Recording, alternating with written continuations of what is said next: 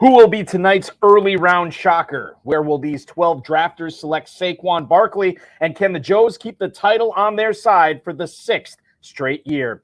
Follow along with the live draft board tonight and watch our pick-by-pick analysis as we call the action from the 2023 FFPC Pros versus Joes, the red right hand #1 league, to see who's going to win a 2024 FFPC Main Event squad. We've got a great show for you. I'm Eric Balkman. I'm here. Farrell Elliott is here as well. Stick around. Your special edition of the High Stakes Fantasy Football Hour starts now. The pressure, I've seen greater men than need a lesson. Broadcast live and heard around the world, you are now watching the most entertaining hour of radio on the planet. Welcome to the High Stakes Fantasy Football Hour presented by MyFFPC.com with your hosts Eric Balkman and Farrell Elliott. The High Stakes Fantasy Football Hour is your home for analysis from the best players in the world. And now, because no one else was available, here are Eric Balkman and Farrell Elliott. Solace in the scripture,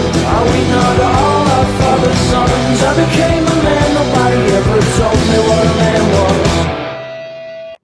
Thank you, Rob. Greetings and salutations to all the Bulkaholics and Farrelliacs out there. Welcome to the latest episode of the High Stakes Fantasy Football Hour presented by MyFFPC.com. I'm your slightly above average host, Eric Balkman. My co-host is the definitive commissioner of fantasy football, Farrell Elliott. Tonight, we have the first of 6 special episodes for you. It's the 2023 FFPC Pros versus Joes, the red right hand #1 draft tonight. We'll be covering it for its entire duration. Shout out to the chat room, both on YouTube, Facebook, and Twitter right now. Post your questions you might have in there. You can connect with the show on Twitter at HSFF Hour. I'm at Eric Balkman, and Farrell is at J. Farrell Elliott. You can post on our Facebook page, facebook.com/HSFF Hour. Email the show at highstakesfantasyfootball@gmail.com. Shout out to the hard work of our producer and mutual friend Rob, and of course our audio engineer and my best friend Bryce. Before we get started, as a reminder for all you FFPC people watching, tomorrow is indeed deadline day for the 2023 FFPC Main Event early draft slot announcement. That means if you are paid in full by midnight Pacific time tomorrow night, you're going to get your draft slot for the FFPC Main Event by July 31st, and you'll have a month plus to plot your way as far as what draft slot you're going to have to figure out how you're going to cash that $1 million grand prize. Remember, if you already have a team, you're going to get $400 off each additional team you add on. Square those balances away at myffpc.com. And don't forget tonight, ladies and gentlemen, you're also going to be able to, throughout the duration of draft season, go for a second $1 million grand prize with the Fantasy Pros Championship at myffpc.com. Just $350 to get in. You get a 3-pack. You get a $50 discount off that. So take your swings now to win $1 million for just a $350 entry fee over at myffpc.com. Shout out to tonight's drafters, ladies and gentlemen. I'll get into it right now. Drafting from the 1 spot. And I should, for those of you watching who aren't familiar with this is something that we do every year. It's going to be 6 FFPC high-stakes Joes versus 6 industry pros. Now, the winner of this league will get a free 2024 FFPC Main Event where they can gun for $1 million grand prize next year. There can only be one winner, and it's going to be one of these 6 Joes or one of these 6 industry pros. Drafting from the 1 spot tonight, FFPC Joe Jahoon Kim. We're going to hear from Todd Burrows from Sharp Football Analysis. He's drafting in the 2nd spot tonight. He's going to pop on here in a little while. Jeff Tirabassi, a longtime FFPC player, drafting from the 3-hole. Hitting cleanup tonight is Footballguys' own Sigmund Bloom, followed by him, John Terry, a guy who's won I don't know how many hundreds of thousands of dollars in the FFPC high-stakes space. He is drafting 5th tonight, followed by former guest of this show, Billy Muzio from PlayerProfiler. Justin Bacon and FFPC Joe drafting after him in the 7th spot. 8th tonight is Bob Lung from BigGuyFantasySports.com, followed by Troy Wells. An FFPC Joe. Evan Silva, EstablishTheRun.com is where he's at. He's also in the 10 spot tonight. That's also where he's at. On Friday night, if you caught the High Stakes Fantasy Football Hour, you caught an interview with the guy who is drafting 11th tonight. That's Josh Latz, an FFPC Joe. And then Alex Dunlap from RosterWatch.com is picking 12th. Without further ado, I'll go to the board right here and show you what we have up right now. The first round is complete. I will just go through it here. Jahoon Kim takes Justin Jefferson at the 1 spot. Then you're looking at Jamar Chase at the 102. Nothing out of the ordinary there. Christian McCaffrey goes to Jeff Tirabassi at 3. Now, this is interesting because he's an FFPC Joe. He knows how important tight ends are in the format. He decides to go against Kelsey and go with Christian McCaffrey at the 103. Sigmund Bloom says, thank you very much. I'll take Travis Kelsey at the 104. Cooper Kupp and Tyreek Hill off the board after that. Cooper Kupp to John Terry, guy who was being drafted, right around that one spot last year. And then Tyreek Hill to Billy Muzio at the 106. Austin Eckler, fresh off his Zoom call on Saturday with his fellow NFL running backs, goes 7th tonight to Justin Bacon. A.J. Brown to Bob Lung from Big Guy Fantasy Sports. He takes A.J. Brown at the 108 tonight, and that is the 4th wide receiver off the board. Bijan Robinson at the 109 to Troy Wells, and then you're looking at Stephon Diggs to Evan Silva here at the 110. Jonathan Taylor is going to Josh Latz. We heard him on the show. He said that he wanted to get a Jonathan Taylor, Garrett Wilson start, and that's exactly what he did tonight from the 11 spot. So he gets Jonathan Taylor at the 111, and then Alex Dunlap from Roster Watch ends up taking CD Lamb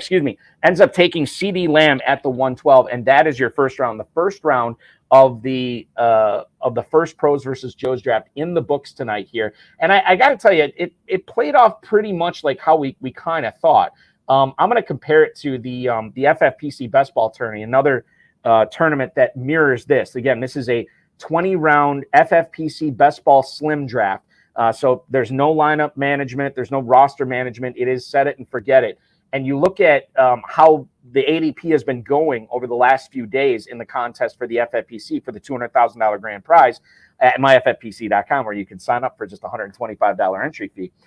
There's not a whole lot of differences on here as far as the ADP goes. Shout out to Darren Armani from Fantasy Mojo, at Fantasy Mojo on Twitter, fantasymojo.com. If you are playing in the FFPC, I highly recommend that you get a subscription to fantasymojo.com so you can take a look at not only the ADP, but the stack finder and all the tools he has on there. It certainly makes playing FFPC fantasy football a lot more fun. The one thing I guess that does stand out to me, guys, in the first round, A.J. Brown has an ADP of 112 as the 8th receiver off the board in the FFPC Best Ball Tournament. Tonight, he ended up going a little bit higher than that. He goes tonight at the 108 as the 5th wide receiver off the board behind Jefferson, Chase, Kupp, and Hill. Now, Bob Lung from Big Guy Fantasy Sports will tell you how important consistency is to him when he is drafting these high-stakes fantasy football teams, including the Pros versus Joes. And I'm sure he's going to tell you that, look, you look at what A.J. Brown's been able to accomplish over the course of the last several seasons. It's very important to get a guy like him there. Now, he could have gone with Diggs. He could have gone with Lamb. He could have gone with Amon-Ra St. Brown. And perhaps you could also make the case that all three of those players are just as consistent as A.J. Brown. I don't necessarily know, maybe outside of Diggs, if they have the track record or as big of a track record as A.J. Brown has, and maybe that's why Bob Lung went with him there. Bob, feel free to drop in on the broadcast tonight and explain that pick. We would love to hear from you. The second round is about to be in the books. Right now, Alex Dunlap from Roster Watch is one of one of 3 teams so far with a wide receiver start in this best ball format. Amon-Ra St. Brown at the 201 to go with his CD Lamb. We already told you that Josh Latz took Garrett Wilson at the 201. First quarterback off the board tonight is Josh Allen, and he goes to Evan Silva. He gets the big Buffalo stack right away. Diggs and Josh Allen. Rounds 1 and rounds 2. He's not messing around, trying to go for maybe the overall title in the Pros versus Joes tournament, which doesn't really get you anything more than the free FFPC main event that you get for winning the league. But certainly, I know that Evan Silva, a longtime FFPC player, would love to take away the PBJ crown away from the Joes, who have won it now for the last 5 years. Nick Chubb off the board to Troy Wells, as he is the only team to start running back tonight. Nick Chubb off the board at the 204. Patrick Mahomes not that much farther behind Josh Allen. He's the 205 tonight to Bob Lung to go with A.J. Brown. It's interesting that Bob also had the opportunity there. If he wanted to go with the early stack, he could have taken Jalen Hurts there and gotten the Brown-Hurts stack. But it was more important to him to get Mahomes there as well. So an interesting draft unfolding for Bob Lung from Big Guy Fantasy Sports. Devontae Adams joins Justin Bacon's team with Austin Eckler there, at the 206. Jalen Waddle and Tyreek Hill, a pair of Dolphins receivers to Billy Muzio from Player Profiler. He goes with Hill in the first, Waddle in the second. I have a feeling who he is targeting as his starting quarterback in this format. More on that later, I'm sure. Saquon Barkley falls to John Terry tonight at the 208, followed by Tony Pollard off the board right after Barkley at the 209 to Sigmund Bloom, who gets Kelsey in the first round, Pollard in the second. The second tight end tonight does not go until the 210. That's Mark Andrews on Jeff Tirabasi's squad, so he starts off with a pretty strong start. a guy who could be the number 1 overall running back, and a guy who technically could be the number 1 overall tight end this year too, and Mark Andrews.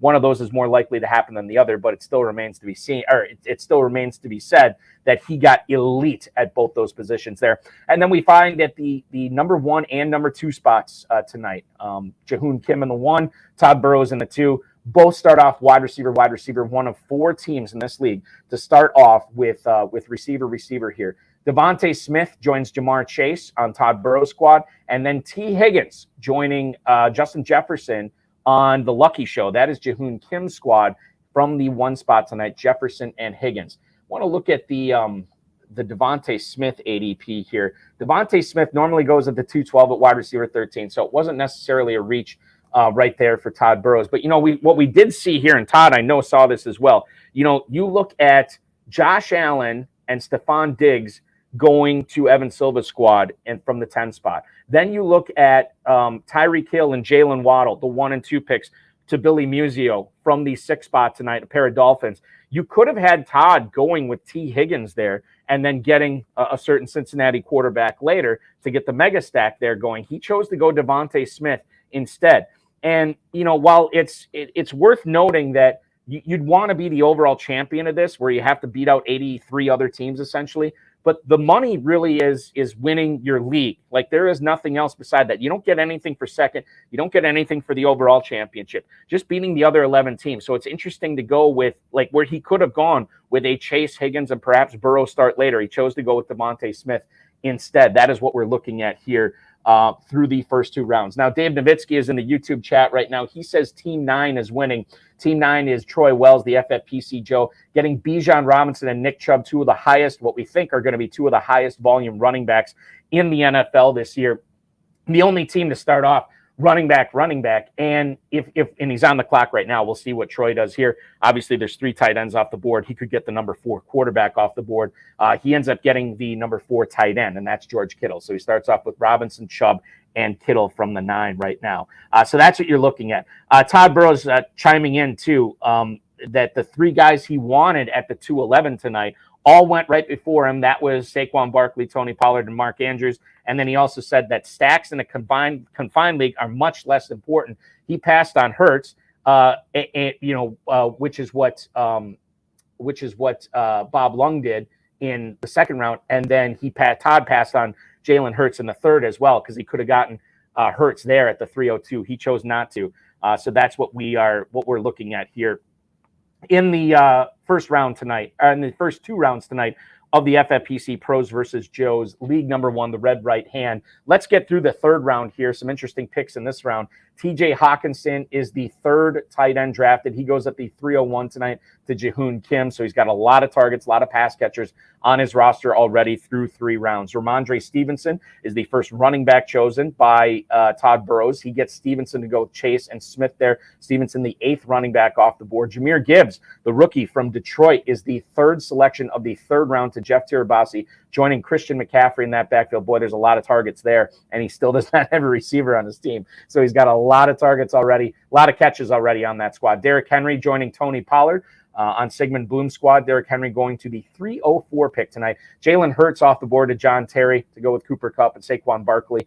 Chris Olave, the only team to start receiver is Billy Muzio tonight, and he gets Chris Olave at the 306 to go with Tyreek Hill and Jalen Waddle. Then you're looking at Josh Jacobs to Justin Bacon at the 307, Najee Harris to Bob Lung at the 308. We already told you that Troy Wells got George Kittle at the 309, DK Metcalf off the board at the 310 tonight to Evan Silva. So he is joining Diggs and Allen. Now he gets Metcalf on that squad as well. Breece Hall goes at the 311 tonight. So a pair of Jets to Josh Latz here. And I believe we went through what we said could be his first 4 picks tonight. And I think Kittle would have been, he wanted Kittle there.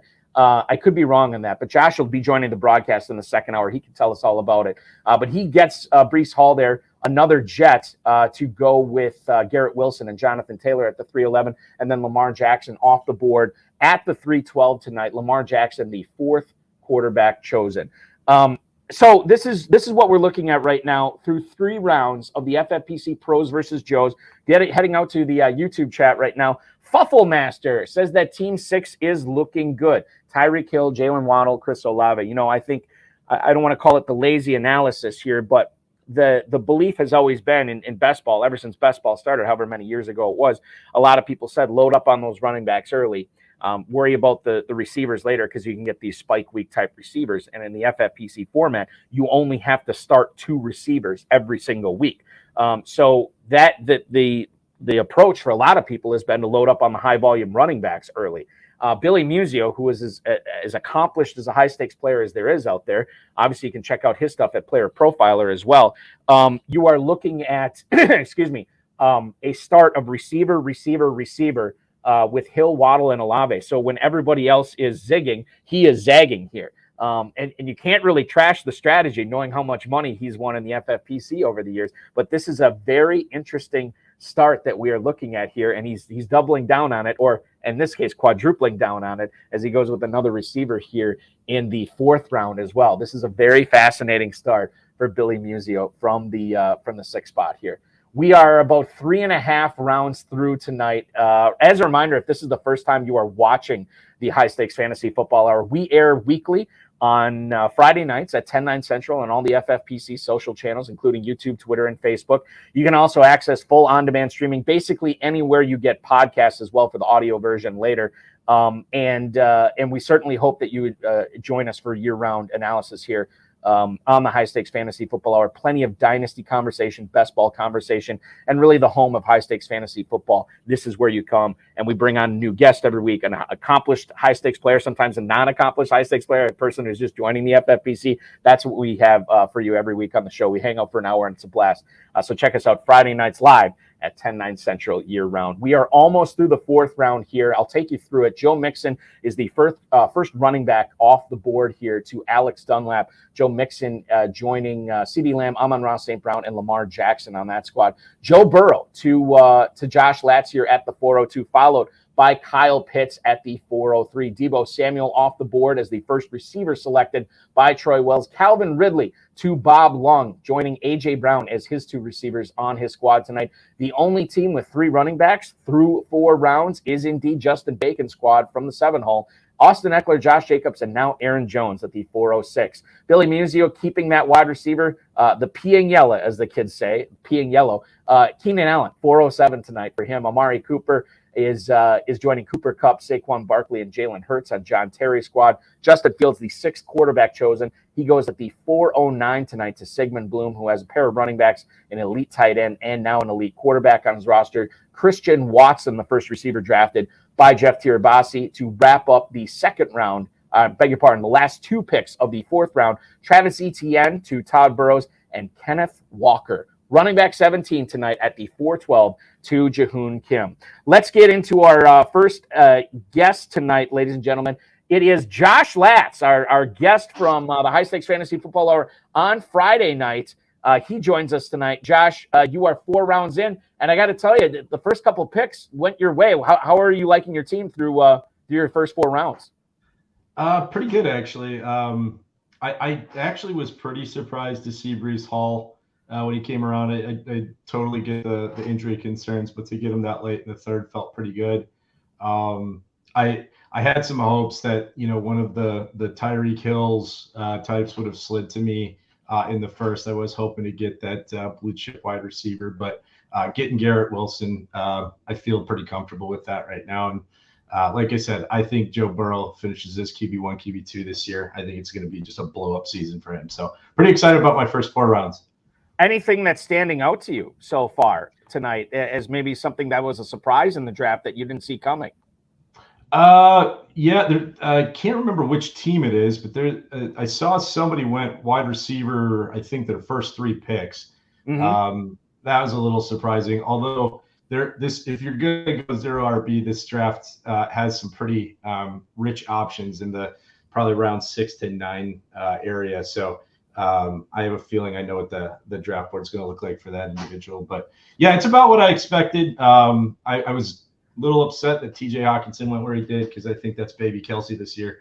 Mm-hmm. And so I was hoping that he might fall a little bit further, but such is life. Such is life indeed. Now, refresh my memory. What were the first 4 picks that you wanted to start your draft with from Friday night? Yeah, I was thinking of going Taylor, Wilson, Burrow, Watson, and since Breece Hall was there where he was at the back end of the third, I figured I'd grab him. I felt like that was giving me at least a half round of value. So you have so the Hall thing you didn't see coming. That's why you ended up taking him. Were we talking about a potential tight end for you from the 11 spot in the first 4 or 5 rounds? There he went. That was so yeah, such is life, right? Right. But yeah, so that was the one that I was like, I was kind of curious how the whole thing would go on the tight end side because the drop off after Waller is pretty Waller and Goddard is pretty significant. So yeah, that was the one that I was hoping for. Convenient timing. This is great too, because for everybody who's watching, this is Josh's literally first ever FFPC draft, a guy who has been grinding and utilizing his prizes in his other leagues over the years to save up to not only play in the FFPC main event, but he's flying out to Planet Hollywood to draft his teams live with the FFPC coming up in September. So that's going to be very cool for you. What also is cool for us is you are on the clock right now here at the 5'11". You have Taylor and Hall on your team, Garrett Wilson at receiver, Burrows your quarterback. What are you thinking here?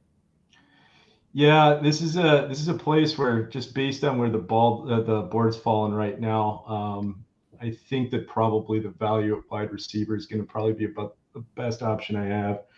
I had a pretty good expectation that I'd be looking at something similar to this. It's just really hoping for a tight end to be there. Right, yeah.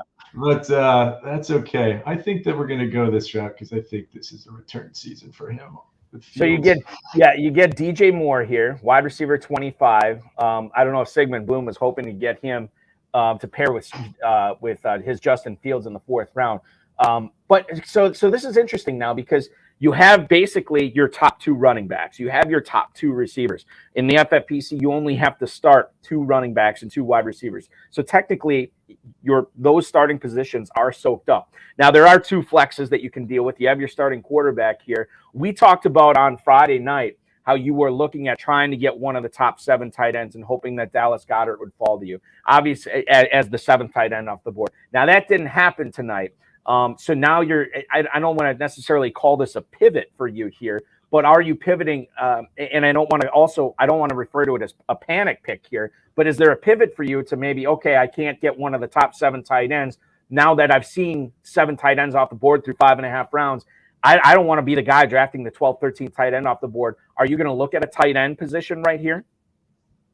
Yeah. I think that I might have to do a little bit of reaching here, unfortunately.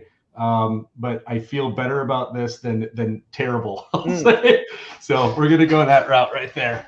So David Njoku is the pick. Talk a little bit about why you ended up going with Njoku there. And by the way, and I'll tell you this right now, according to Fantasy Mojo's FFPC Best Ball Tournament data, David Njoku normally comes off the board at the 801. Now you take him tonight at the 602. There is a real possibility that he wouldn't make it back to you. Tell us what you like about Njoku this year.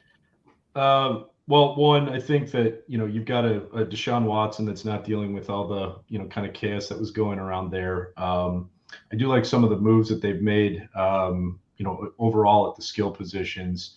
And so this might be the first time we really get to see the sort of full-powered Cleveland offense. If you recall last year, Njoku was all the rage.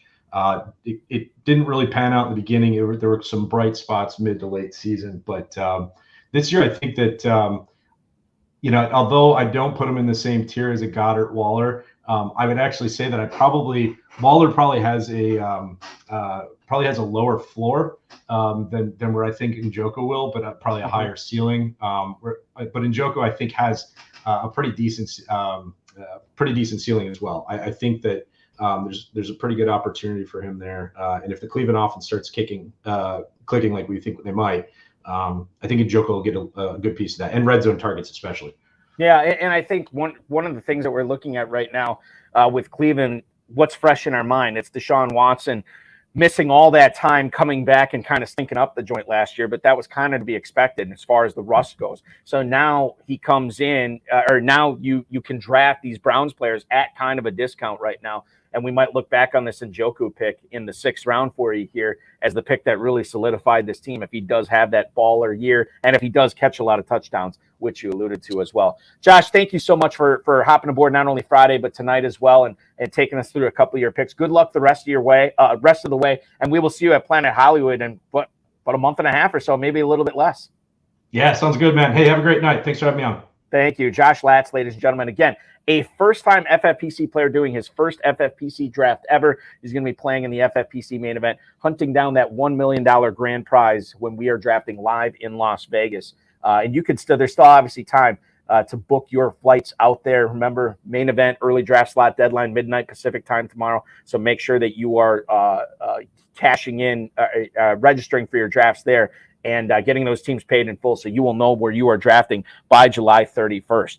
Let's get into the 5th round, I think is where we left off here. Yeah, 5th round, 501, Miles Sanders off the board to Jahoon Kim. That's his second running back. Darren Waller, the first tight end drafted by Todd Burrows, followed by a receiver run here. DeAndre Hopkins, Drake London, and Jerry Jeudy to Tirabassi, Bloom, and Terry, respectively. Only quarterbacks going off the board tonight in the 5th round are Justin Herbert and Trevor Lawrence. Then you're looking at Dallas Goedert as the 7th tight end drafted at the 508 to Bob Lung, joining A.J. Brown on that squad as well, as far as the Eagles go. Terry McLaurin going to the Troy Wells FFPC Joe franchise at the 509. Alexander Madison, DJ Moore, and Christian Kirk.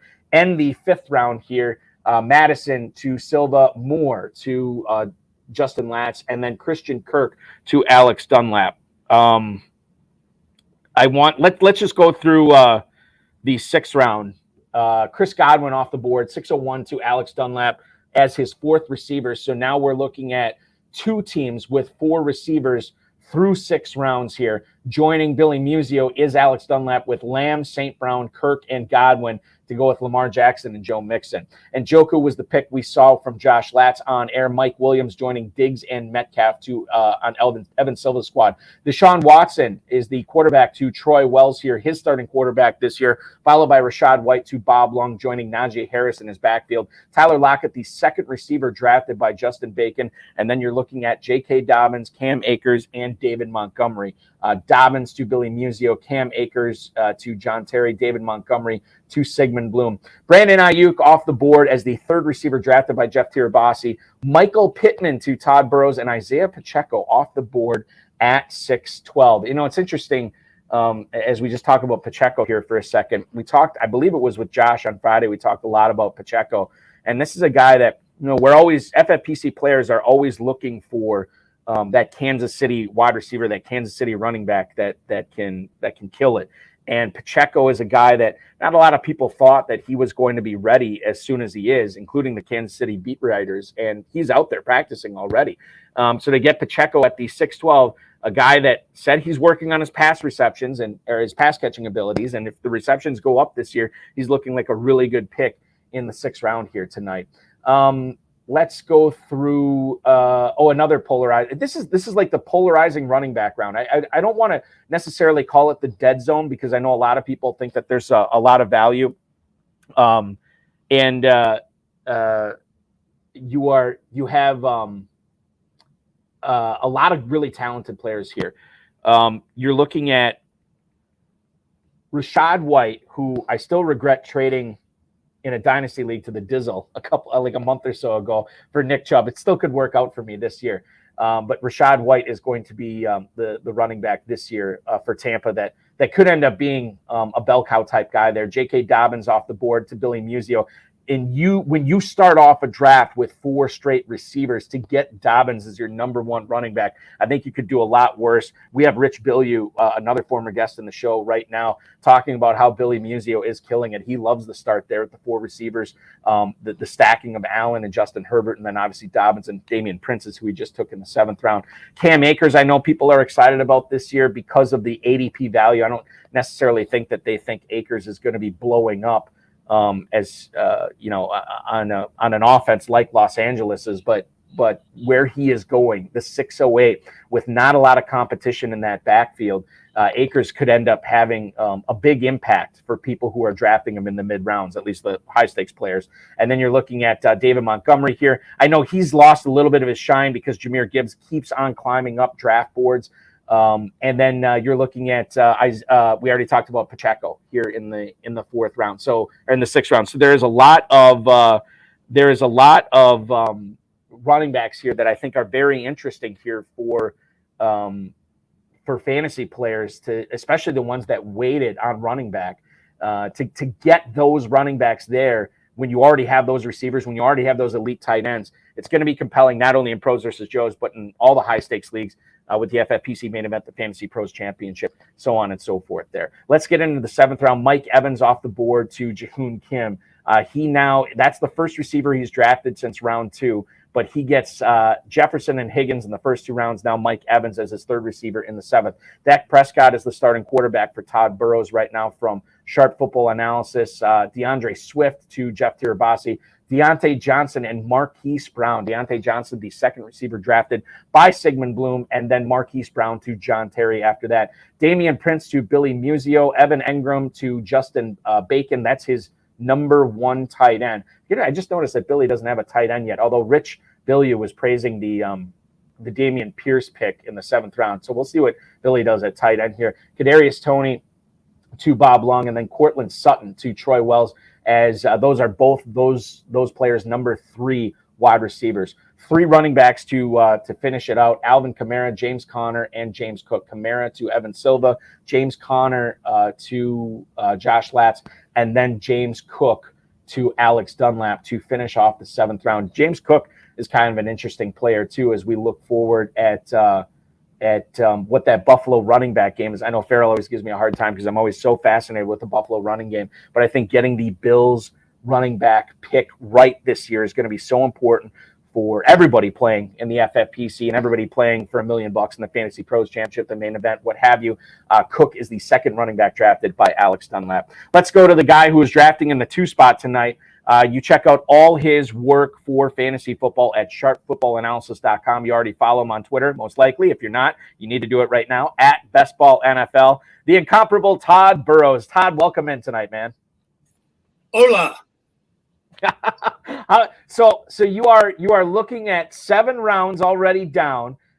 We talked a little bit about the stacking earlier, and I think you explained that pretty good of why you did what you did. But how's the draft looking right now for you as you are about 1/3 of the way through?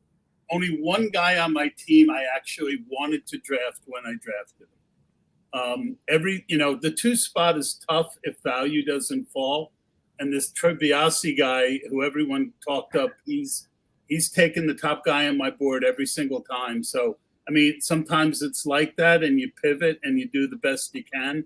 But this is not my favorite team I've ever drafted. So going into it, what did you think you were going to be? I mean, you obviously knew if Chase was available, you were going to take him. What were you thinking you were going to do in the 2nd round? I think you said you had your players all got sniped right in front of you.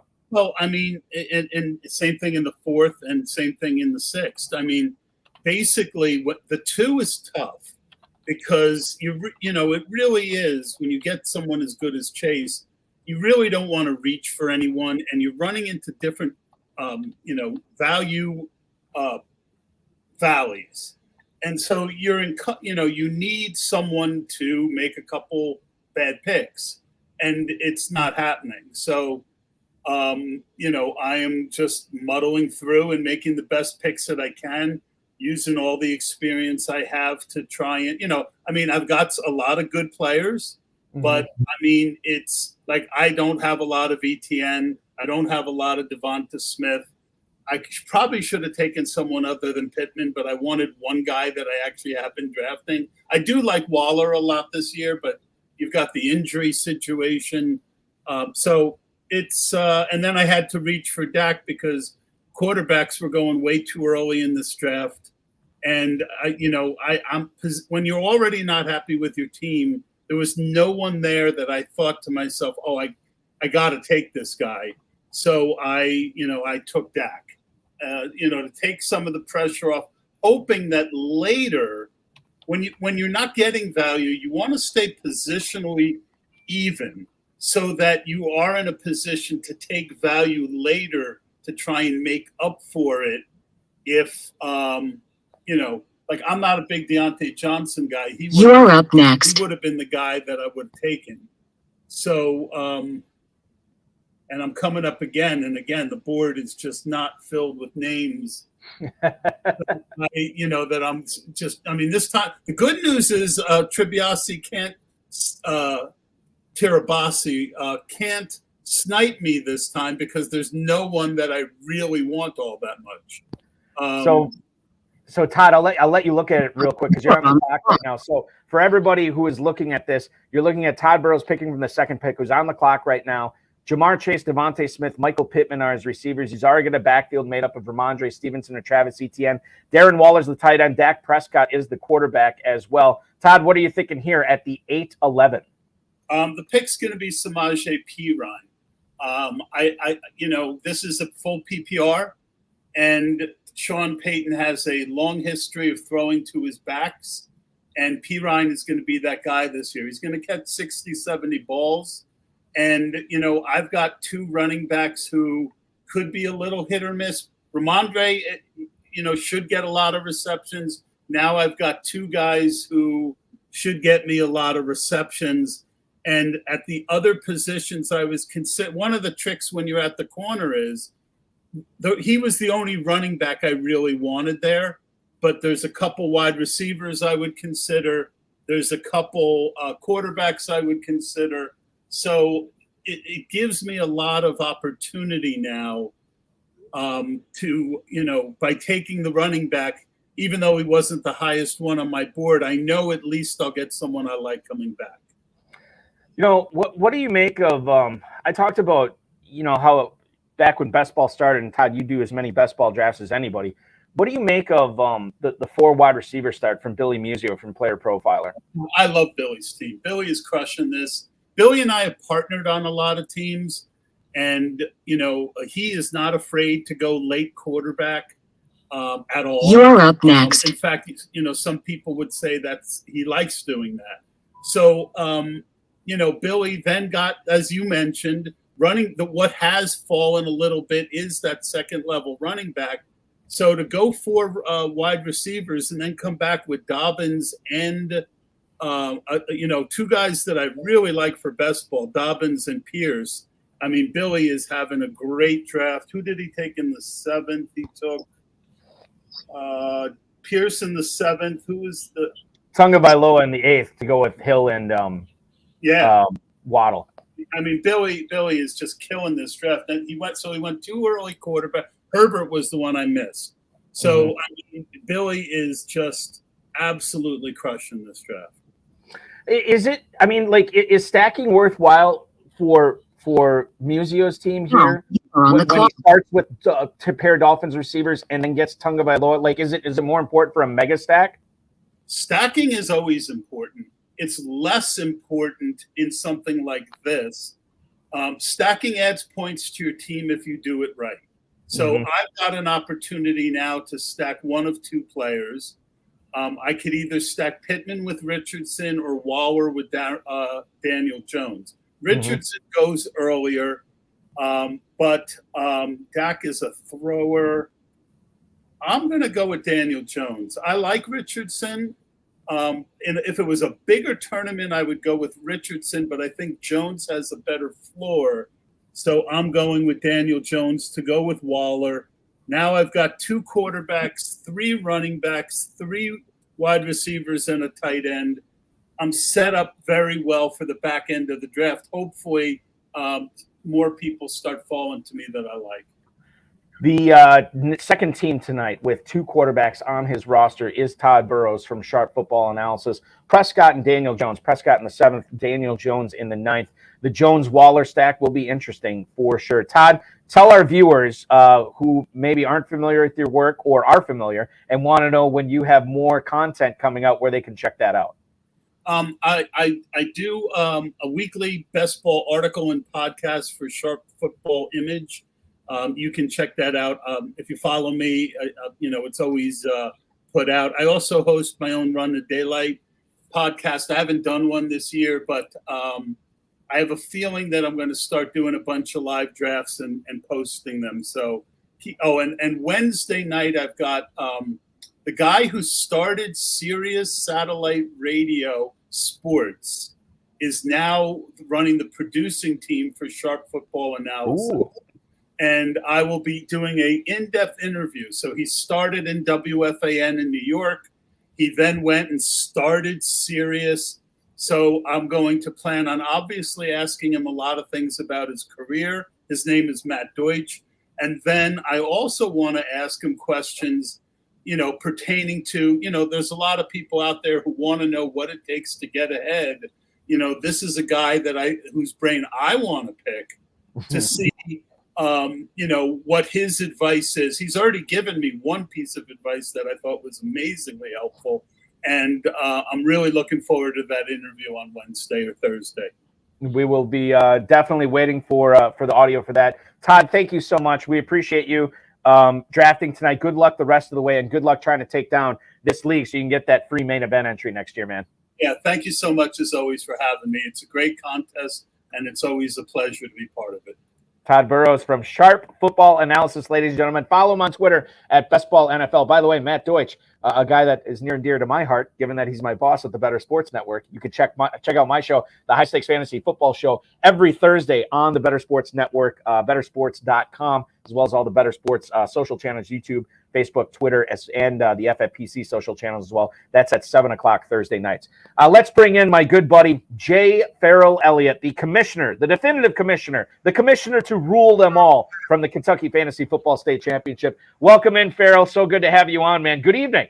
Buddy, I wish that there was greatness to my lateness, but I can only tell you that I am tardy.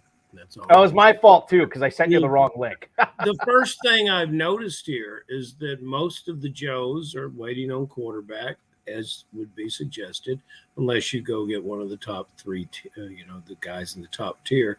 And the pros are already doubling up. So, yeah, okay. That's what I. So let's get into this. We got a comment in the YouTube chat, and if you are just joining us right now, Michael Heinitz wants to know the league settings. This is a 20-round FFPC best ball slim, so there's no waivers, there's no lineup setting in this at all. You're looking at the standard FFPC starting lineup: a quarterback, 2 running backs, 2 receivers, a tight end, 2 flexes, a kicker, no kickers and defenses in this format. Beg your pardon. And you're also looking at tight end premium scoring in this as well. So 1.5 points per catch for tight ends. So let's get into let's see what round. We just finished the 9th round here. Let's get into that here, Farrell. AJ Dillon joins Jahoon Kim's team here. A loaded backfield now. He's already got 4 running backs through 9 rounds. AJ Dillon joining Walker, Sanders, and Pacheco. I saw the Daniel Jones pick from Todd Burrows there. Gabe Davis is another receiver that is joining Jeff Tirabasi's squad. Remember, he started off with 2 running backs and a tight end in the first 3 rounds, and now he has pounded the receiver position. 5 picks in the last 6 picks for him. Our wide receivers, Michael Thomas off the board to Sigmund Bloom, Dalton Schultz and Tyler Higbee off the board after that. Schultz to John Terry, Tyler Higbee to Billy Muzio as his number 1 tight end. Jordan Addison speeds his way at the 907 to Justin Bacon there as the wide receiver 44, followed by Khalil Herbert, the 3rd running back chosen by Bob Lung from Big Guy Fantasy Sports. Russell Wilson, the 2nd quarterback drafted by Troy Wells. The rookie Quentin Johnston is joining Mike Williams, his real-life teammate, on Evan Silva's squad from the 10 spot tonight. Rashad Bateman, who is now off the PUP list or whatever he was on, the reserve list. He's reported to training camp in Baltimore. All things good there. Rashad Bateman off the board at the 9-11. Anthony Richardson ends up going in the 9th round, not to Todd Burrows, but he goes to Alex Dunlap at the 9-12 at the 14th as a 14th quarterback off the board. Farrell, I know we just went through the 9th round. I do want to talk about an 8th round pick here in Javonte Williams. He was the first running back off the board in the 8th round, the 801 running back 30. We got the news today that he is not going to be placed on the preseason PUP. It honestly seems like his knee is healing a lot faster than at least I gave it credit for. I didn't think he'd be in this spot this early in camp, and yet here we are. Are you a little surprised that he still was an 8th round pick tonight? I feel like he should be going a little bit higher based on the news we heard this morning. It's a Sunday news feed. Any other day, hey, if this draft was on Monday, he would go higher. He'll go higher on the 2s and 3s, pros versus Joes, Balky. It's great value for team number 12. I like the pick. I like it quite a bit there. In the 8th round, it makes a lot of sense. What's interesting here is Troy Wells. Well, no, that's not interesting because Dalvin Cook went after Javonte Williams. I look at some of these other running backs that went in the 7th round, like Alvin Kamara, James Conner I kind of like, but James Cook, and I guess Dunlap ended up getting Cook and Williams. It didn't really make a difference of what order he was picking them there. But I think Williams is in for probably a 2-round bump as we get into the main event, the more pros versus Joes drafts, the fantasy pros drafts that are going on this week. I think he's going to be bumped up 2 rounds. The fact that the preseason pup, what a lot of people I think don't understand is like, this is not the regular season pup. Like, they could just take you off whenever they want. And this is a situation right now where if Williams starts showing out in preseason, now you're talking about the sky potentially being the limit where he could maybe shoot up to a 3rd round pick or a 4th round pick in early September. I love that selection right there. I think now is the time to pound Javonte Williams. What do you make of Elijah Moore, who went in the 8th round here tonight? Sigmund Bloom from Footballguys ends up drafting him as his number 3 receiver. I've seen him steamed up a little bit. I've seen a lot of pundits writing about Elijah Moore and talking about Elijah Moore. But this could be a potential breakout guy in Cleveland with Deshaun Watson this year. He will be. He brings 2 skills that a lot of these receivers don't have. He can beat you in the short game. He's very, very physical. Plus, he can get downfield. And now he has a quarterback that is looking for the big comeback year. I love Elijah Moore. The fact that he's in the 8th round this early, I would encourage anyone who's drafting early in any of the main events, any of the slow drafts, to get busy with Elijah Moore. That's a fantastic draft pick there in the 8th round. He shouldn't be going that late. Probably not. I think you make a strong case there for that. The 9th round is complete. I don't want to save that for the show. I want to save it for a different show. What about Anthony Richardson? Are you surprised he's not going a little bit higher, given that this is you only pay out 1 spot in this league? You know what I mean? Like, and he's a total pick to win guy, and yet he went as the 14th quarterback off the board to Alex Dunlap, who already had a quarterback on his team. Yeah, I don't think that's a very good pick at all by Mr. Dunlap. But we'll first of all, Richardson, it hits a roulette pick because none of us know how long Gardner Minshew is going to be the placeholder in that position. No one knows how long they're going to let this player marinate on the bench, so to speak. I hope that he's the starter from day one. He should be the starter from day one, but none of us know. And then we don't know exactly what we're going to see. I think he's going to be fantastic. But this drafter's already committed himself to a quarterback that he's going to start every week. He doesn't need Richardson here. He's never going to start Richardson over Lamar Jackson. So that's not a good pick for him.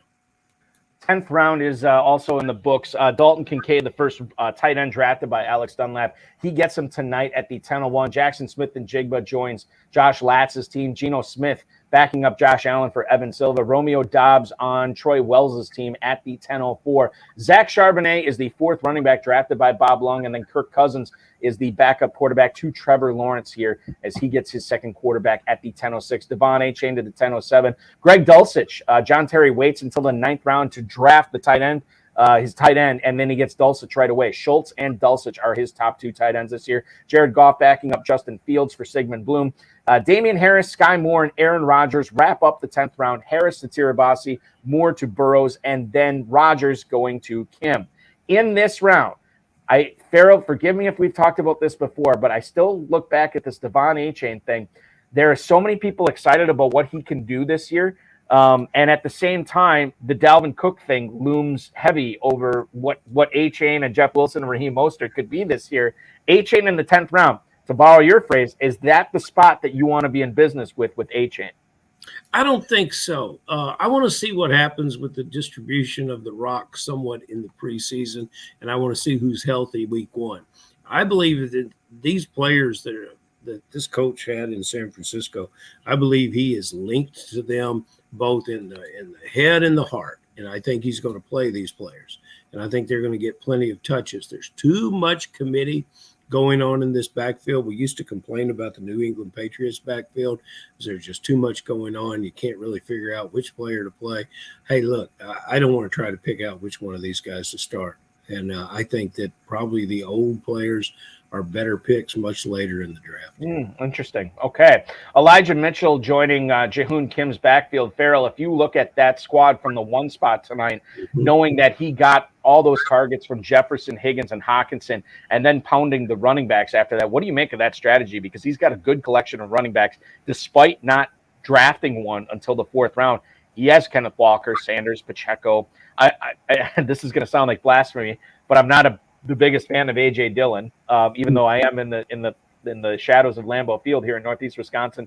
And then Elijah Mitchell, where if anything happens to McCaffrey, all of a sudden Mitchell's looking pretty tasty in San Francisco as well. I like what Jahoon Kim did here, not only for the start of his draft in the first 3 picks, but the way he's assembled his running backs as well. Yeah, he's played and hasn't had enough running backs. And so he's coming back this year and he's saying, I'm going to get running backs. And I think that it would be real interesting to watch what he does like between round 12 and 17. I hope that he will look at some receivers that I have on my list of guys that I think are great values there and really could play very, very well towards the end of the year. I'm not a big fan of Burks, especially with what just happened down there, although I will accept his argument that Tannehill and Hopkins there will make Burks a better player. But yeah, this is a good team. I don't know, Balky, what other running backs could he have got besides Mitchell?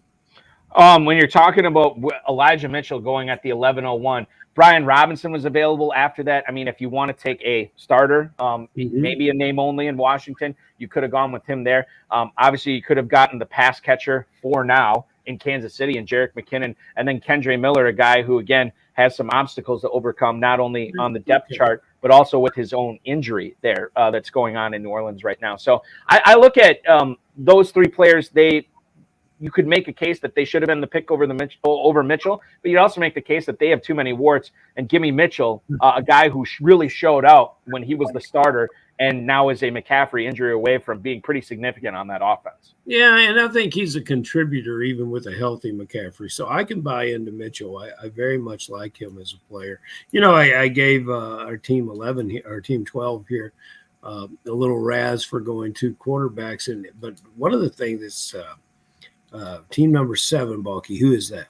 That's Justin Bacon, FFPC Joe. Well, FFPC Joe is tearing it up because I love what he did here. I think that might be in the 7th round, probably right on target for Trevor Lawrence. It's a situation where ascending quarterback with a team full of excellent receivers, probably Ridley, who went where did Ridley end up in this draft, Balky? Do you see him? Calvin Ridley was the 405 tonight, wide receiver 17 to Bob Lund. So there's a 405 receiver that I think will catch over 1,000 yards this year. And, you know, when I ask you, Balky, I want you to tell me, Jacksonville Jaguars, how many pass plays did they have over 20 yards last year, whole season? Boy. I'd say 22. Throw it out there. How about 3? 3 passes over 20 last year. That's crazy. And that's what Ridley is going to change. Yeah, they had all those receivers, but 3 passes over 20 yards. Now we come back and see that his second quarterback, and now he's got a balance at the position because he's taking Kirk Cousins. And Kirk Cousins is you know, he's a 5,000-yard passing quarterback. Mm-hmm. I don't understand why this player is available this late and going behind some of these other quarterbacks, because you're in a situation where he's got the number one receiver. He's got one of the top-tier tight ends. They will throw the ball to the back, and he's going to throw the ball approximately 600 times. You put Herbert, Mahomes, I'm missing one of them, but you put these guys on the field, these guys are going to be putting the ball up in the air. And so congratulations on that. Yeah, he's cornered two very, very top quarterbacks. Yeah, I wouldn't want to be him on Sunday morning, though. He'd be switching them out back and forth. You know, it's what's that phrase you have, Foggy, about thinking too long? Think long, think wrong. Yeah. That's so, you know, you got to make your decision on his quarterbacks on Thursday and live with it. That's true. Now the thing is with this format, because it is a best ball, I think it changes a few things. And And when I look at Bacon's team here at the 7 spot, not only does he have that Lawrence Cousins thing at quarterback, which I think could be very lucrative as far as points go on a week-to-week basis, he does have a couple of stacks there, Lawrence and Engram. And then he gets Addison in the 9th, and then he gets Cousins in the 10th. So pretty valuable to have those 2 quarterbacks prior to the 11th round. Then we look at the other side of the coin, Farrell. Team 3, Cornfits, Jeff Tirabassi. Derek Carr is his first quarterback he chooses tonight. He gets him at the 11:03. Is that a strategy you can get behind in this best ball format, right? Where you wait and you grab your elite tight end, you pound the running backs and the receivers, and then you figure out quarterback later. I know he was a Las Vegas Raider, and he is no more because he's in New Orleans. But your thoughts on that strategy from the 3 spot? You know, the thing about Carr is, and Chervasi and I are probably in the same boat with this player, you see him do a lot of really nice things. And this is the perfect format for him because you're going to come here. I think Chervasi's probably identified a couple quarterbacks that he likes late, probably a couple of the young guys that he thinks will be ascending players towards the end of the year. I wouldn't be surprised to see him pick one here or definitely on the way back around. But, you know, the best ball format allows there it is. And, okay. Mm-hmm. What do you think about that pick there? I like it. I like it a lot. You know, so, yeah, so he's taking risky plays of players in positions that should pan out, and I believe both these players will pan out. They're not 600 attempts a year quarterbacks, but they are guys that should reach 4,000 yards apiece. And on the right, if luck follows him, he'll be able to put one of those as his top scoring quarterbacks. Yeah, he's going to be all right. He knows what he's doing. He knows what he's doing for sure. I want to shift our focus all the way back over to Team 12, who we were talking about briefly before. Alex Dunlap from rosterwatch.com had the final pick of the first round, and he ends up going with 4 receivers in the 6th round. But I think what's most exciting to me, and I know you don't like the Richardson pick, but he's gone with 4 straight rookies here from rounds 9 through 12. Richardson, Kincaid, Laporta, and Kendre Miller. Farrell, when's the last time, we've done any of these live draft coverages? You draft a ton too. When's the last time you've seen a team relying on 2 rookie tight ends for their first 2 picks? I don't know if I've ever seen it before, but I got to tell you, in this format, I don't dislike it for Alex Dunlap here with Kincaid and Laporta. We saw the blurb come out from the Detroit beat writer saying that Laporta is going to be involved early and often in that offense, and no Jameson Williams till mid-October. Man, Alex Dunlap can make some waves with this team. I already talked about the Javonte Williams pick. I really like that as well, but this is a big upside team right now. Yeah, it'll be interesting to see the veteran tight end that he puts with these groups, because both these young players are going to be playing better at the end of the year. Rookies, they used to come into the league and you would say that rookie, he'll probably hit the wall with his performance, but it's not like that. It's not the same kind of game anymore. And coaches are bringing along rookies, especially as you get past that bye week. Really going to put more in on the offense. Now, Laporta, if you watch Laporta in the combine, you realize he's a high 4.6 guy, which is very, very good for his size. He can block too. That's going to keep him on the field. Kincaid is a future superstar in this league. So these guys are going to get off to good starts. So yes, I got no problem. I've got no problem with the 2 tight ends. Kendre Miller, I would rather do something else. I don't really know exactly where he is physically, and I think there's better players that he could have taken advantage of there. Sigmund Bloom's team from the 4 spot tonight. I feel like I might say this every year when Bloom drafts his team, but it always seems like he gets an elite tight end early, and it's usually Travis Kelce because he usually takes one in the first round. But he gets his elite quarterback, the 6th quarterback off the board is Justin Fields. He gets him in the 4th round, and in between those are his 2 running backs in Pollard and Henry. You think he's done enough at wide receiver here in rounds 5 through 13? London, Deontay Johnson. We talked about Elijah Moore a little bit. Michael Thomas, Zay Flowers, Tyler Boyd. Is that enough, or does he still need to be hammering this position given how he did not have a receiver on his team until the 5th round? I think those are pretty good receivers, especially Johnson, who may have a better year this coming year than he had last year. And Zay Flowers, I'm a big believer in this player. I think this is the most Tyreek Hill-esque player in the draft, and I like him better than a lot of these other rookies that are going higher. Tyler Boyd is old steady Eddie. I don't particularly think in this format you're going to get a lot of scores out of him. In the case of Justin Fields, this is a quarterback we're going to say, hey, his feet are so good. He's going to do so much with the ball running. And when you have a quarterback like that, you're just rooting for him to run all the time. Chicago Bears threw the ball 22 times a game last year. And I don't know what you're going to do with that. And I don't know what DJ Moore and Mooney and Kmet. And somebody asked me the other night, why are you so down on Kmet? I'm not particularly down on Kmet. But we just told you all the quarterback's going to throw the ball 600 times. Justin Fields is going to throw it 350. So that's a lot of footwork that Justin Fields has to make up. Jared Goff's the right kind of quarterback to put with a Justin Fields because there's a guy that's going to be slinging it. And I'm not sure exactly where the quarterbacks are on the rest of the board, but I'm going to find another guy that's going to sling it and throw it and put it in the air and get it downfield. But, yeah, I like his wide receivers. I think based on where he drafted them, he got the most he could possibly get. And tip of the cap on Michael Thomas. I think that's a polarizing player for fantasy football. And the public, I believe, is downgrading Thomas way too much. That's a topic for our show coming up this Friday if we can get to it because we always have so much content to get to. But I want to explore that Michael Thomas thing a little bit more this coming Friday. Once again, all 12 of these teams in this FFPC Pros versus Joe's draft that we're covering tonight will be shooting for a first place finish because that means they will get a 2024 free entry into the FFPC Main Event. Remember, if you square away your 2023 FFPC Main Event entry by midnight Pacific time tomorrow, you're going to find out where you're drafting, what slot you have by July 31st. So you can spend the entire month of August figuring out how you want to attack that position as you go for $1 million grand prize when you sign up at myffpc.com.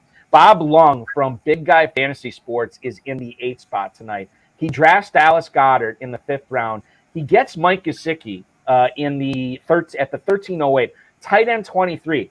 Farrell, he is no longer shackled by blocking in the Mike McDaniel's offense or in the Mike McDaniel offense where he's on the sideline. He's just not even getting on the field. What do you think about Gesicki's value here in the 13th round, man? FFPC premium format, a tight end premium format. I really like the value that Bob Lung got here, and I think he should be going higher. Everybody that's casually even associated with fantasy football, that's one of the things that they know this year. Gesicki's a very good player. He's returning to the coaching staff, which knows him from college, and he has a chance to blossom. And despite the fact, and we talked about it on the High Stakes Fantasy Football Hour multiple times, despite the fact that he was in a mix of lesser talented tight ends in Miami, he was always able to find the end zone. I think he had 5 touchdown catches last year. So Gesicki will be a force between the 20s for the Patriots. I like it very well. And, there's a quarterback that hasn't been drafted there in Mac Jones, and he's better than the public thinks he is, and Gesicki's going to help him be that better player. I just looking at this thing, the screen's away from me now, but just amazes me the running back talent that was available in this draft in the 3rd round. It's just fantastic. Yeah, I touched on it earlier. Obviously Josh Jacobs is falling a little bit because you have, the potential contract situation. But Breece Hall falling into the 3rd round because of the ACL question. Derrick Henry, people are just waiting for him to fall off the cliff, and Sigmund Bloom's betting on one more year with him in Tennessee. Ramondre Stevenson and Jahmyr Gibbs have been getting steamed up. And some of these guys, several of these guys might be 2nd-round picks in a month or so, given, everything that we know about them and how positive people are being about them right now. So I think some of these 3rd-round running backs might be available in the 2nd round in a month, but not necessarily in the 3rd round. Rashawn Johnson went off the board here just briefly. I want to touch on this at the 13-11 to Josh Latz. And I look at the Bears situation. Farrell, you kind of touched on it. They want to throw more in Chicago this year. Fields was a prolific passer at Ohio State. They added DJ Moore. Cole Kmet should be in for another big year. What's his name? Darnell Mooney's coming off the injury. They added Chase Claypool last year. Everything should tell us that they are going to throw more this year. But I'm still of the opinion, I think you are too, it's one thing to say it, it's another thing to do it. And that's why I think Rashawn Johnson makes a lot of sense in the 13th round. I'm not necessarily the biggest Khalil Herbert guy in the world, which I think kind of makes me a Rashawn Johnson guy. I like this pick in the 13th round for Josh Latz's squad as his number 5 running back. Okay, and I can buy into that too, especially, I suppose, he needed a running back. If we want to talk more about Chicago, we can talk about the fact that the ball is in that quarterback's hands, and he makes the decisions when to take off with it. And he makes the decisions to go through the progressions. I believe that Chase Claypool is an excellent player, and he really shouldn't be drafted. We're going how many rounds here tonight? We're going 20 rounds. 20 rounds. Slim in 20. I don't know if he comes off the board tonight. So I don't I just don't see this in the passing game for Chicago. So yes, perhaps something in the rushing game with Johnson as a back makes really, really good sense. Evan Silva from Establish the Run is picking in the 10 spot right next to Josh Latz tonight. And he hit up some receivers early. He got Diggs in the first round to go with his Josh Allen, who we got in the second round. Metcalf, Mike Williams is on. They're on his team, as well as Quentin Johnston. He gets Zay Jones in the 13th. I do want to talk a little bit about Jonathan Mingo here and how he fits into Silva's squad. Mingo, obviously a rookie, a guy that I was kind of excited about in my rookie drafts because he was slipping a little bit. But the more I read, the more I watched, the more I listened to, I don't want to say I soured on him because I still think he's interesting. But he has a lot of potential in Carolina this year with no real established number 1 receiver. I guess you could say Adam Thielen is going to be the guy. I don't know if he is going to be the guy. I mean, he's really getting up there in years. But Mingo is a guy that in this format for Evan Silva's team makes a lot of sense here, because if that guy does blow up and if he does do good, now all of a sudden you're looking at this wide receiver core that Silva's established. Throw Mingo into that, could be the best receiver core in this league. In college, he was a little bit banged up and he didn't get to show his full skill set, perhaps week in and week out.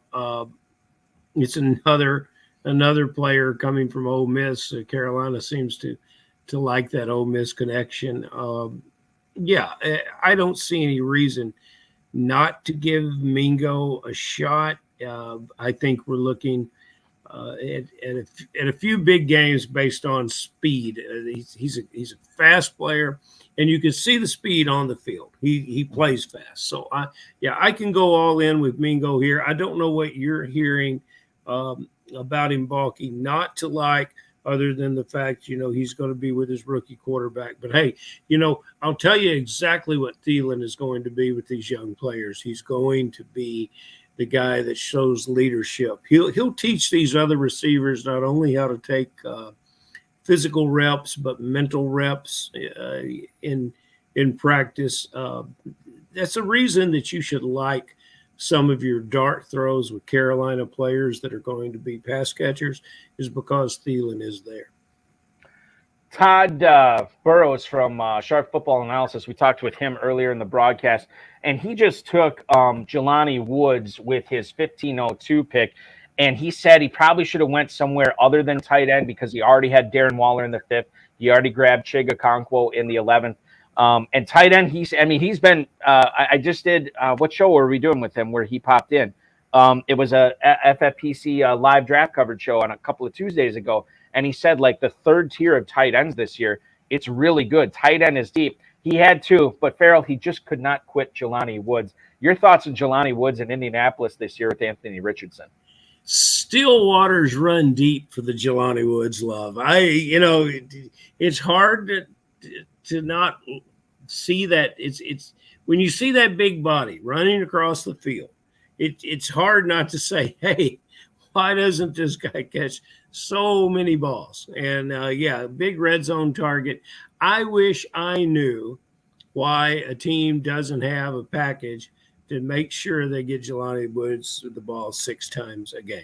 Is it because they can't trust him to be in the place that he's supposed to be when he's in the route tree? I don't know what the issue is, but I will be glad when the production meets the physicality. That would be a very, very happy day for Jelani Woods. And if it's not soon, he's going to become only a memory because He's not much of a contributor anywhere else on the field, such as special teams and that type of thing. One of the favorite teams in the YouTube chat tonight has been Player Profiler's Billy Muzio. Rich Bill, pointing out that he got 2 more solid picks here in the 14th and 15th. Devin Singletary is his number 4 running back. He's got Tyler Conklin as his number 3 tight end. And listen, Billy's super smart. I've done shows with him before. I commission and facilitate a lot of his drafts, even live in Las Vegas as well. But I look, and here's the cold water I'll throw on. And maybe it's not cold water. Maybe it's lukewarm. But I look at the running backs on this team. I thought he would pound them more after he got those 4 receivers early. But it's only been Dobbins and Pierce in the 6th and 7th. A-Chain we talked about in the 10th. And then Singletary and Zamir White. I mean, this could work out, Farrell, but I do feel like as he enters the season, I worry about the running back being deep enough for him to compete for 17 weeks.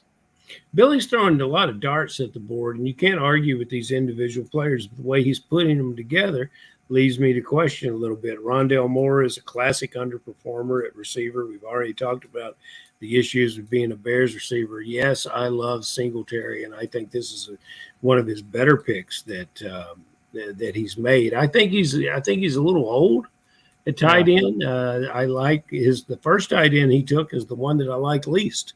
And we all wait for Everett to have the breakthrough year and climb above what he did last year, which I think was 47 catches. Yeah, there's a lot of hope on this roster, and I guess you had to have 2 quarterbacks in this format, and maybe even a third is forthcoming, but I just don't like the way he's put it together. But you know what? He's he's got a pretty impressive resume. So I'll just wait and see the results. And but when a guy like Billy puts together a team like this, you say, well, maybe I need to go look at some of these other players again. Right. Let's at least say one thing. I love Singletary where he got him. Yeah, I do too. I like that pick there in the 14th round. And then now he's basically locked up the Texans ground game, right? With Pierce, and Singletary there. So it makes a lot of sense. I want to get back to a pick that Jeff Tirabassi just made in the 16th round here. At the 16-10, wide receiver 74, Marvin Mims. Farrell, this is a guy that I keep hearing more and more positive things about in Denver with Russell Wilson, Sean Payton, and obviously Courtland Sutton and Jerry Jeudy are still there. But your thoughts on Marvin Mims? How big of a deal is he going to be this year for fantasy football? Is he going to make an impact right away, or are we going to have to wait a year to figure out what his true value is to Denver? I don't think we are, because it's a new coaching staff, new offensive coordinator, new ideas about what they expect out of the quarterback. I'm surprised Mims was still available here. When we see him in the preseason, he won't be available this late. I don't know. You're looking probably at a 50 catch, 650, 700-yard guy with maybe 4 to 6 touchdowns. But in the 16th round, why not? I think Dave the Dizzle Gerzak letting his thoughts known on Courtland Sutton. Right? He never has been a fan of Courtland Sutton. Courtland Sutton is trying to be a player, Dave. He's trying really hard to do what's expected from him. Good Lord, someone drafted Hunter Henry. What's the old line, Farrell? I'm trying to think of it, where I think it was a football one, and somebody asked the head coach of their team, and he's like, the effort is there. They're trying, very trying. And that's what Courtland Sutton is. Very trying. I think Dave would, and there's a lot of guys that you will see this, but Old Scout once coined a phrase with me, and I use it often, is he fails slowly. And that's a good one. Failing slowly. That's good. I'm telling you, that's I'm adding it to my list right now. Failing slowly is going to be one of my KFFSC teams this year. Team names for sure. I want to let's get into the other picks of the 16th round. Normally I'd talk about Clyde Edwards-Helaire, but Aiden LaCorey is not on the program tonight. So and I think he might be joining us either Tuesday or Wednesday. So I'll save the Clyde Edwards-Helaire talk for then. Zamir White to Billy Muzio here. You tell me about this Josh Jacobs situation, because Zamir White, I feel like, was a player I was high on last year in my rookie drafts, and I still have him on several of my dynasty leagues. You tell me. I mean, is the Jacobs thing about potentially sitting out games for real? And even if it's not, I mean, how valuable is Zamir White going to be in Las Vegas this year as a one injury away type guy late? Well, he'll sit over there on the sidelines and pay attention.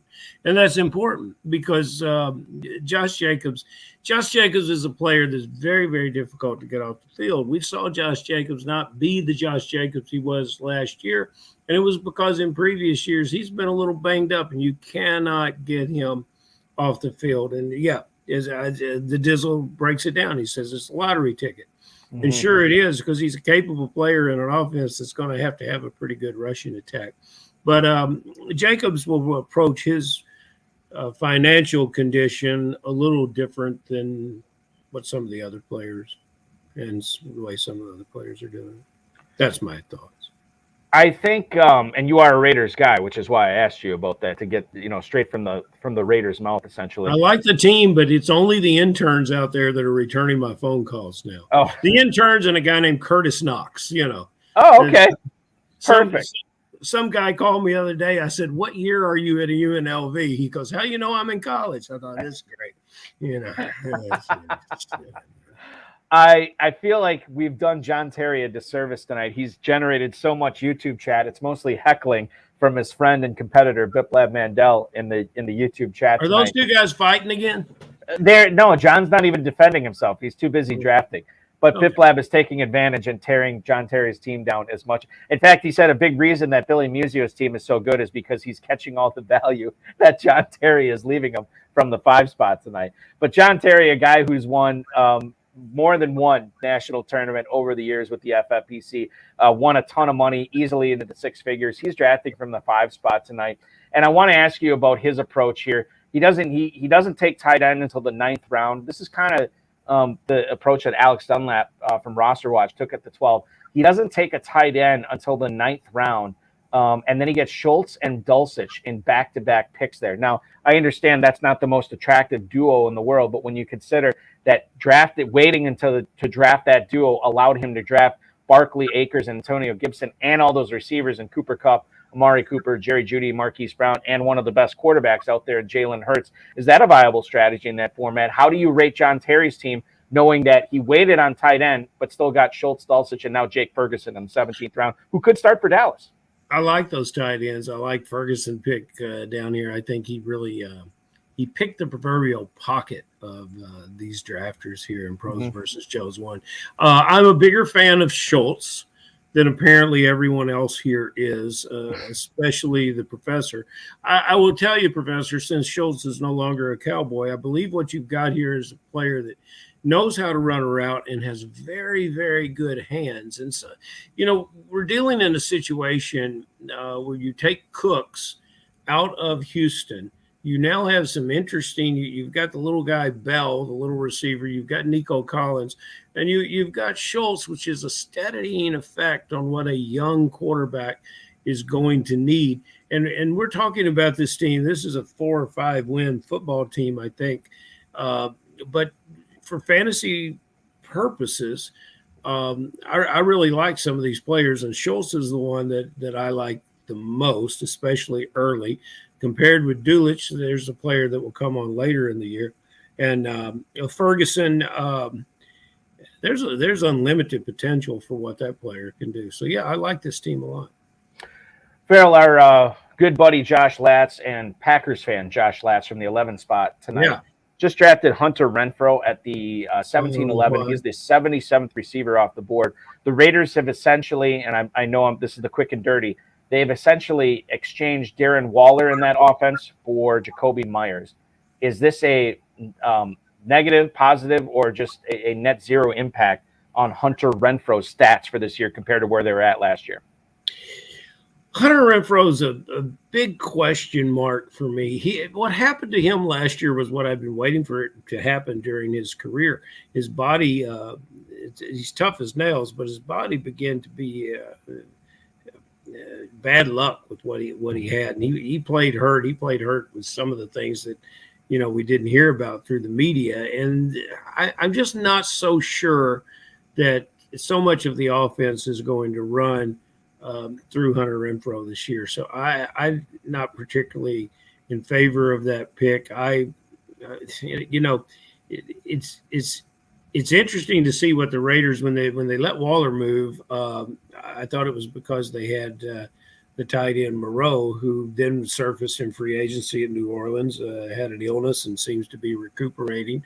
It's the short inside receiving game for the Raiders is one of the most intriguing things to watch in the preseason.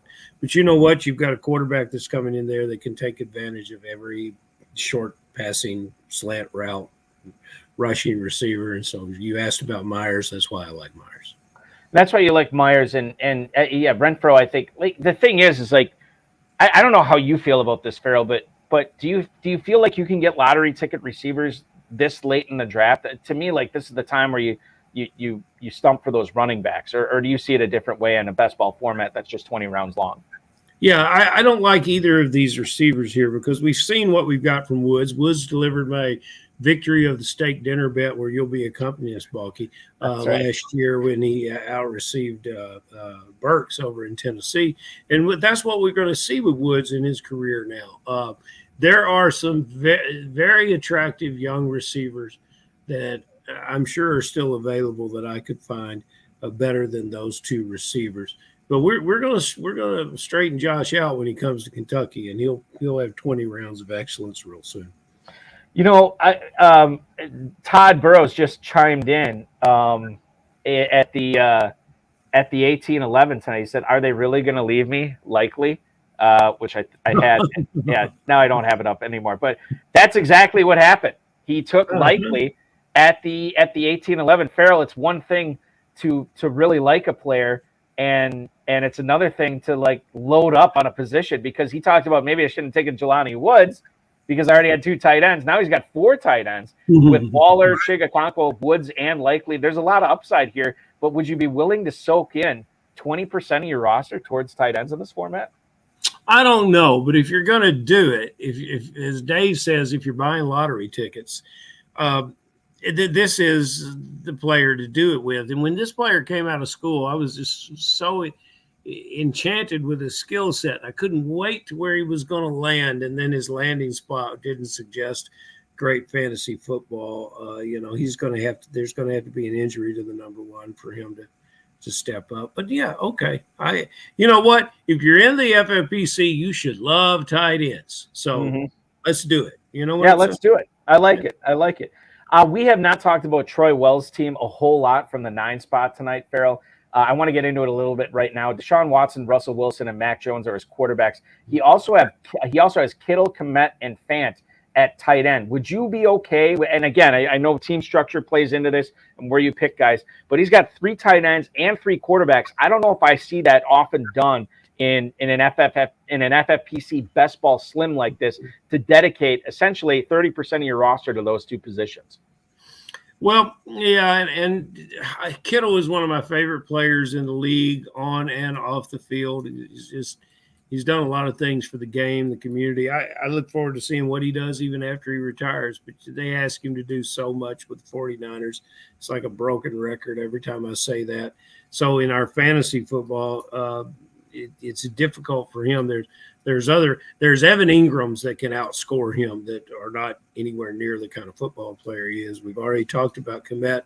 Fant's been a big question mark for me. Those are not my favorite mix of tight ends. He got Mac Jones, and so I like Mac Jones a little bit better than some of the guys going in front of him. And who's his other 2 quarterbacks, Balky? You are looking at Russell Wilson at the 909 and Deshaun Watson at the 604. Okay, well, I think Watson's going to carry the day for him. So, yeah, but you want to have 3, so why not? You do want to have 3 in this format. Okay. All right. I know that's not that it's polarizing, but I think a lot of people would say like they'll just roll with like 1 or 2 guys. I guess I shouldn't say that, because I have heard a lot of people say that they'll take a 3rd on this format as well. John Terry in the at the 1808 tonight as his number. Oh my goodness, what is it? Number 7 running back. It's Eric Gray, the rookie in New York. And obviously, we're not only paying attention because he's a rookie, we're also paying attention because he could be the backup which we want to focus on in this type of format. And we also want to pay attention to it because Saquon Barkley is involved in a contract dispute right now. Farrell, is Eric Gray the pick over Matt Breida in New York right now? Not to mention they also have James Robinson there now too. Oh yeah, I think so. And you know what, I would I would probably go Robinson there. Robinson's got a lot of bad press lately, but you know what?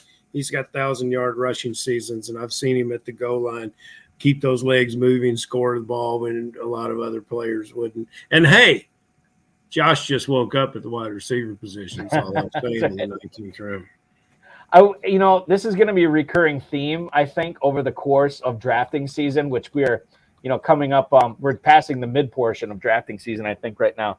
But my God, the Giants receivers, Farrell, in the last couple of rounds here, Wan'Dale Robinson, Jalen Hyatt, and Darius Slayton all go in the 19th round. What was the other Giants receiver? Oh, Isaiah Hodgins falls. He doesn't go until the 16th round. Mm-hmm.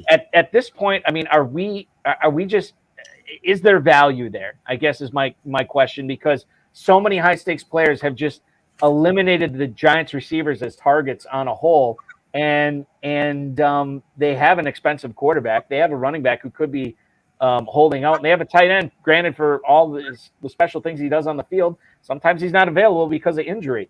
I'm just wondering, what we're doing here with Giants receivers and drafts. Well, they're Paris Campbell, as Rich Bilyeu points out too. Paris Campbell as well as another one.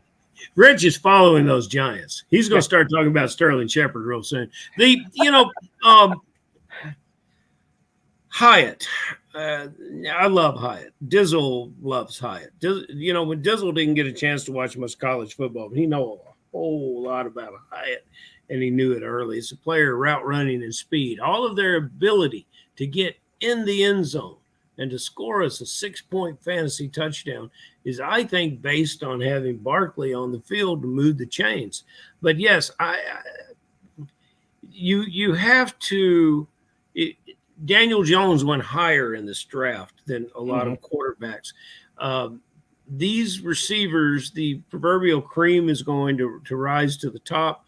Our pal Zach gets Wan'Dale Robinson in the 19th round. This was an 11th, 10th round pick last year at the main event. The skill set is the same skill set once he bounces back from his injury. I think this receiver group is underrated, but I think a lot of the reason that I would keep them at these distant top end numbers is that Barkley is no longer there.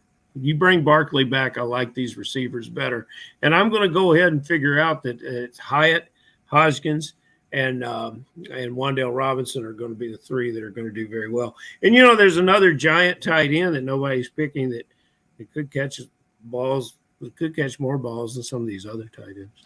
That's also, and this is what Todd Burrows is saying, is this last tier of tight ends are so valuable this year, maybe more valuable than they ever have been in the FFPC before. Let's talk about a couple of Packers receivers here, and Farrell, maybe I should be answering this, but I'm going to ask you anyway. Alex Dunlap from Roster Watch at the 12 spot took Jaden Reed in the 16th round and Luke Musgrave in the 20th round. Now, it wasn't that long ago that people were talking about, even though Musgrave was the 2nd round pick and Tucker Kraft is the 3rd round pick, wasn't that long ago, a lot of people in the industry, including dynasty players that are respected, and I still respect, said that they prefer Kraft over Musgrave. Now we hear that Musgrave is coming into training camp as the number 1 tight end. And I look at Jaden Reed as a guy that a few players have told me, everybody's talking about Watson and Dobbs, but don't forget about Reed, who's probably going to start right away. And I think he probably is the starting slot receiver right away. I look at what he did late. What do you make of that strategy? He doesn't have Jordan Love on this team, but he gets 2 pieces from a growing offense, an offense that we don't know a whole lot about. And these 2 guys could both, I don't know if they'll both hit, but one of them definitely could here. Mm-hmm. I like everything he's done at the tight end position. It'll be really interesting to watch what he does. Now, Musgrave, you talk to any scout. You could not find a scout.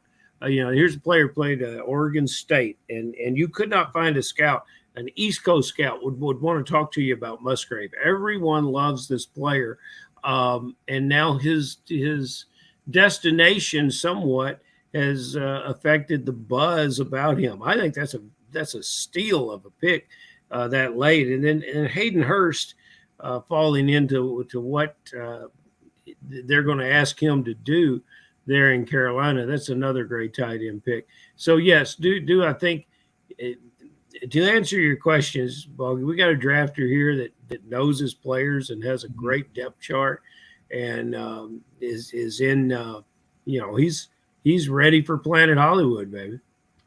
The last player, as we have the draft just completed in a minute or so ago, the last player that I want to bring up here tonight before we sign off, Farrell, is Deneric Prince, who is a player that has ever since the Kansas City made him a Chief, there have been players targeting him at the end of Fantasy Pros drafts, end of FFPC main event slow drafts, at the end of Pros versus Joe's drafts now here as well. As Deneric Prince goes off the board to Alex Dunlap. Should we be paying attention to Prince in Kansas City right now? Because there are a significant amount of Chiefs running backs there. Yes, because the culture of the team suggests they can take a player and make that player into something. Look what they did with Pachinko. Mm-hmm. So you're saying, hey, they know what they're doing and they know what they want to have happen. So yes, there's nothing that you can argue with about that. You take players that I see, Balky, along this grouping of the 19th and 20th round. Khalil Shakir is a huge steal in this situation. He could have some big games, and he could also get some special teams work too and bust a punt or kick return there. Goodness gracious, Claypool did get drafted. It's an amazing and I like most of the players that went. I love Claypool, but I like most of the players that went after him even better. So it's pretty fascinating that in this format we could be in the 20th round and find a lot of players with significant upside that could make these teams winners at the end of the season. More important than ever are the last few rounds of a FFPC Pros versus Joe's draft, because you are having this is a situation where we don't do the 28 rounds in this format. Haven't done the 28 rounds in several years in this format. And because of the depth that's available as far as the talent level goes for a lot of these teams, it's very, very interesting. And we've got this draft in the books tonight, Farrell, but we got 5 more to cover. And I think there's going to be so much more fun to unpack as we go forward in this format. Thank you so much for joining us tonight. KFFSC.com is where to go. Main events available live in Cincinnati, live in Louisville, spots available there as well. KFFSC.com is where to go to check that out as well. And I will talk with you again an hour later. We'll talk with you again tomorrow night at 9 o'clock Eastern time. See you then, Balky. Farrell Elliott, ladies and gentlemen, the definitive commissioner of fantasy football. I want to thank our guests tonight on the program that joined me and Farrell. It was Josh Latz. It was Todd Burrows. Great stuff for both of those guys. Tomorrow night, we will be broadcasting the second draft of the Pros versus Joe's league. It's league number 2, the Garrison Pub tomorrow. If you haven't figured it out, all these are Peaky Blinders references as far as the league names go. Tomorrow night we have FFPC Joe's Scott Keycohen, and I butcher his name every time. I think that's what it is. Jeffrey and Alan Eidelman, the brothers team that will be taking on the Joes from the 4 spot. David Hubbard, former FFPC main event champ in 2016. He'll be in the draft. Brad Petri and Darren Larson, the Kentucky Fantasy Football State Championship winners, main event winners back in 2021, I believe. Roy Parenzuela and Corey Hanstein, they've been in this format before. And then Albert Leach drafting from the 12 spot. Those are the Joes, the Pros tomorrow night. Fantasy Points own John Hansen, Derek Brown from Fantasy Pros, Best Bell Fantasy and Player Profilers, Bradley Stalder will be in it. Peter Overzet from Fantasy Life. Also from Fantasy Life is Dwayne McFarland and Brian Drake from Pro Football Focus and Fantasy Points. They'll be teaming up again tomorrow. Nelson Burbett from Dynasty Depot will round out the Pros. I have to mention again, to get your FFPC main event teams registered and paid for by midnight Pacific time tomorrow, if you have that done by July 31st, you will have your draft slot or slots. If you bought multiple teams, remember $400 off each additional team you buy. You're going to have those slots by July 31st, so you can figure out plot your way of who you're going to take where based on you already knowing your draft slot because you got your payment taken care of on that. FFPC main event slow drafts are off and running. Fantasy Pros championship drafts going on. I got commissioning a couple here coming up. The midnight draft, obviously, as well. So sign up for that at myffpc.com. That's another contest in addition to the main event where you can take advantage of it and go for $1 million grand prize at myffpc.com. Pair of best ball tournaments going on as well. Dynasty startups are going off strong. We've never had a Dynasty League fold in more than a decade, 1,400 plus teams. So make sure you're registering for that at myffpc.com. That will complete our show tonight. We'll be back at 9 o'clock tomorrow for League number 2. Thanks so much for watching, everybody. We really appreciate it. And we will talk with you again tomorrow night in about 23 and a half hours. So thanks so much, everybody.